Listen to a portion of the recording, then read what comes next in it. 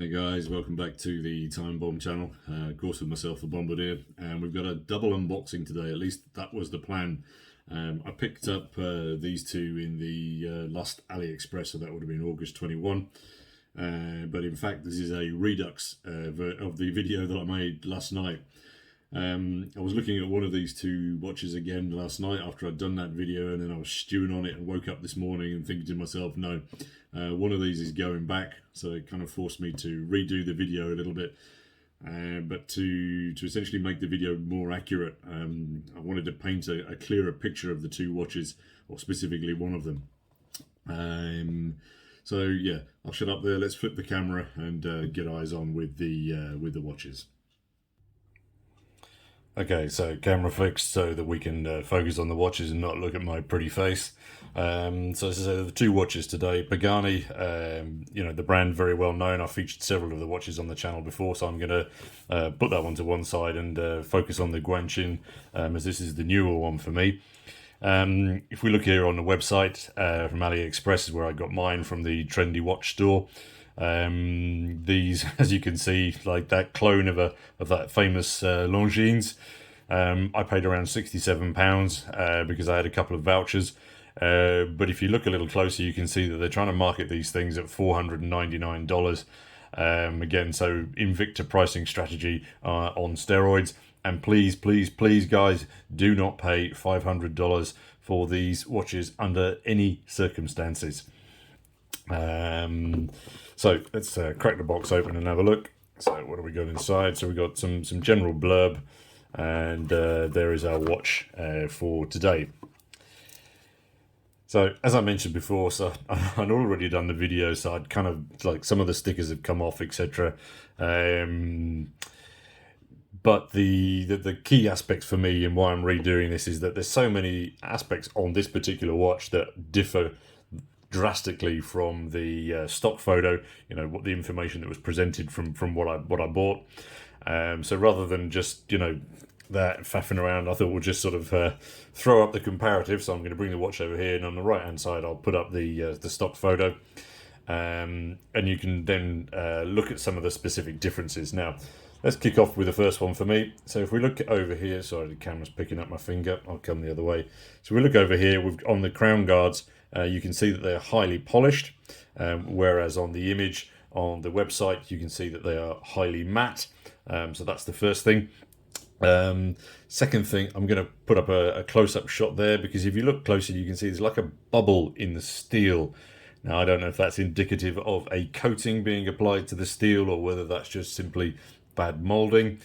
But then secondly, perhaps we can see it clearer against the white background, you can see the spacing between the crown guards and the crown itself is really, really bad. And then my favourite bit is if you flop it over to the side, you can see that the crown is actually misplaced within the guards. It's like about 2 mils below the guards, and that so it sticks out the bottom as a consequence. I could understand that if that was a double movement chrono in there where you've got your pushers at a different height, but I think it's just really bad design forethought being applied here. Not great. The second aspect then I can see that is different. So the nipple pip at the top there is stuck on, whereas on the picture it looks to be flush to the bezel. Again, I think that's fairly okay, but the bigger issue for me, if I bring it a bit closer, is that it's stuck on and it's right of center within that triangle. The hands also was another aspect that I picked up on. Let me just grab these in the light, and you can see that these are highly polished, whereas again on the website photo they are supposed to again be highly matte.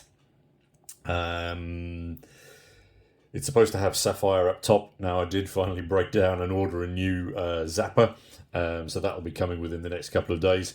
My plan was that when I did a full review of this, I could zap it and show you if that really is a true sapphire or not, give you a better reading. One of the positives though for me is the dial. I mean, that blue sunburst is absolutely beautiful, and that's kind of why I bought the watch in the first place. I thought, that really did attract me to it. But then again, I'm just going to put up a close-up shot. You look at the date window, it seems like they haven't sort of filed off the edges or something on that inner right side. There's a couple of sticky bits sticking out there. Again, just looks to be dirty. I'm not actually quite sure what it is. The bezel itself, again, I kind of liked. It's supposed to be ceramic. It sounds very good. Really nice, clean, balanced. It's, you know, there's not that much grip, but again, I don't imagine this being used as a tool dive watch, so I'm not that fussed about that. But again, as with several other brands, it doesn't line up. So you almost think that you've got it lined up, but then you look at it from here and you can see that it isn't. It looks like it's half a click out. You put it that full click and it goes to the other side. So again, losing marks there. We've got a screw down crown over here, and yesterday on the vid when I'm releasing it, it's a little bit stiff, but primarily it's difficult to grip because it's sitting below those crown guards, so you can't. Your thumb becomes redundant. There we go. Let's crack it out. Is it out yet? There's a ghost position here, and it's not a quick set. And it's not the winder, there's something else going on, but anyway. The movement, or the action in that sense, is quite stiff. I don't have too much of a problem with that at all. As you can see, when you shift it back into the winder there, kicks off again. So it is hacking. But again, question. So on the bottom of the dial, it says Japan movement. On the website, the AliExpress page, it says like automatic movement, but then there's actually no detail here or even within the blurb or anywhere else about actually what that movement is. So I found that a little bit suspect.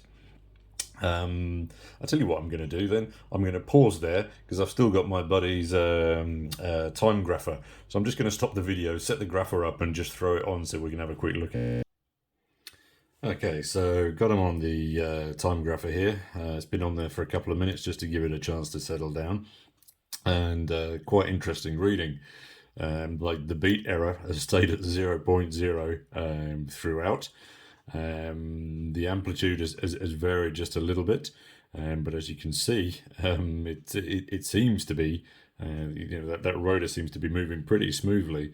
Not too much separation between those lines at all. So that's quite revealing, actually. So then makes it even more frustrating that they've not actually told us what that movement is. Is it their own? Is it a seagull? Is it a clone? Is it a Seiko even? Again, just a little bit misleading. Oh, there we go. So we've got a fraction of beat error, but it might be from me talking that it's picking up the sensitivity of my dulcet tones. All right, stop there and crack on with the review. Okay, so back to the watch then, and some of the other aspects that I picked up on it.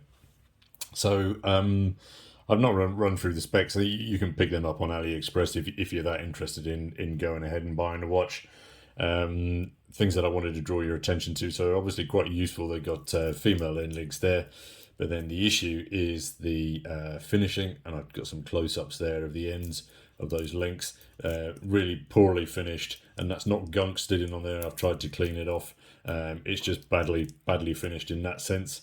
The polishing on the sides as well, to me, I don't know if that is stainless steel or alternatively that they've stuck something on it. A little bit like that very famous Casio that's plastic underneath, and they put like this awful metal coating on it, which comes off in 5 minutes. I'm pretty underwhelmed by it. There's also quite a lot of gappage here. It doesn't fit particularly well. I've left the plastics on for a very specific reason. The other thing that I disliked is that there's no micro adjusts on the clasp. You've just then got that little butterfly. It doesn't look too bad on the inside, but then there are just here the very, very sharp edges on there, and lots of areas to catch. That's either going to be plucking your hairs out, or alternatively digging into your wrists when you've got that natural movement thing going on. Yeah, and it's quite yeah. And I think I understand why. So if we look at this aspect just here, that is not very comfortable when you're trying to close it. It doesn't close properly. Jesus, I've not actually put it on wrist because I've not sized it. But even closing it here in hand, it's very, very difficult to reclose that unless you try re-engaging it with the buttons pressed. Yeah, then it goes in first time. All right. Not great. All right, guys. So basically, this is the watch out of the two that's going back. There's certain aspects that I really, really liked about it when I bought it. But just thinking about it again last night and looking at the review that I did, there's just too many things on it for me that are wrong. So yeah, I'm just simply going to send it back, and as a consequence, I would struggle to suggest that you spend your hard-earned cash on a watch like this. It could be that you know, I've got the stinker, and maybe you know, Guanqin have a quick look at this video and they say, all right, yeah, Duncan, you know, you've been given a bad example of the watch. Here's an example which is, you know, without those faults. Please review it again. Maybe I'll give it some thought, but right now, yeah, automatically that's heading back. And then next up, we've got the Pagani. Now, this obviously brand name, yeah, super popular here on YouTube, and the watch itself isn't going to be new to many of you, because essentially this is the PD, the 1644, super popular. They've sold hundreds and hundreds of these things. I reviewed a couple of the other variants on here on the channel. I'll throw up a link up the top there so you can have a quick look at them. But what they've done with this one basically then is they've just given the model a rethink. You know, they've dipped it in some lovely black stuff, and I think it's really changed up the watch. This version then also comes in another blackout version. Comes with this grey dial. Again, you know, providing a very different aspect to the watch. And then obviously, as you can see on that one, then the sub-dials themselves are then complete black, I think, which looks really quite smart, as opposed to coming back to the version today, which we've got then has those silver rings on the sub-dial. Now, this particular watch cost me £52. I had a couple of AliExpress and Trendy Watch Store vouchers helping me to bring that price down a little bit. It was in the sale again. And again, as I said, just with the other one, apologies as I started doing the review on this yesterday, so I have taken off some of the stickers just to have a quick look through, because as I say, that's fundamental to me. If I'm having a review of a watch, I want to make sure that I can see most aspects of it. So quick specs again, just to refresh your memories. So this is 40 mils across with a couple of extra then obviously for our pushers. It's 48 mils then north to south. Very manageable 12 mils in depth. You've got the Seiko VK63 Chrono Mecha Quartz inside. You've got a ceramic bezel up top, again with alleged sapphire. It does have a little sapphire sticker down here at the 6 also, helping us to believe that that's true. One aspect that I did like when I was running through it yesterday is that these pushers for the chrono action are actually full screw downs. They're not just there for artistic purposes. I do remember reviewing a watch, was it a month ago or perhaps longer, where, you know, they were just literally on for artistic purposes and had no function whatsoever. Rather than artistic, I would call them autistic perspective. So very, very soft release for the seconds hand. It's not like the normal Mecha Quartz, which is like a real clunk. It's quite a soft depression, and that's it. And then yeah, more positive click on that one. As I say, that surprised me yesterday. Real gentle little touch on it to action that. Admittedly, the seconds hand there though does disappear into the dial. Obviously being silver. But then again, I don't imagine this watch is ever going to be used as a true timing piece. So we don't need milliseconds worth of accuracy. I'm not really going to bother about that too much at all. Let's just screw those back down. Obviously then bezel is fixed as you'd expect. Let's just close that one back up. Then you've got a little sign crown over here, again, which is screwed down. So yeah, it's a little gritty. It could be because it's new, but yeah, it's actually too gritty for me. Again, no quick set date. No, beg your pardon. There is a quick set date, my life. Yeah, and then the action on this much looser than it was on the on the our friend the Guanqin, but then it re-engages without any issue at all. As I say, just a little gritty to unscrew, much cleaner as you re-engage. Now, I think that this moody black works very, very well. As you can see, I imagine it's going to be a bit of a fingerprint magnet. The clasp, the sticker that I took off the clasp also, I think that sort of really nice dark aspect to the signature of the Pagani on the clasp there works well. Also, you've then just got a release there, no push buttons as such. And again, unfortunately on this one, it also comes without micro adjusts. But I seem to remember that the stainless steel version of these did have micro adjusts, or perhaps that's just my aging memory, who knows. Standard Pagani case back, so nothing different there. And a little bit of contrast on the bracelet there. Actually, why don't I just take half that sticker off a little bit so you can see it better. There we go. Really nice detailing there. And what else was I going to say? Yeah, quite smooth inner on there for added comfort. Interestingly, that the 20mm lugs then, oops, I lost focus. 20mm lugs then do actually drop down to 16 here at the clasp. So quite a significant reduction as it narrows down there. Interesting aspect to that.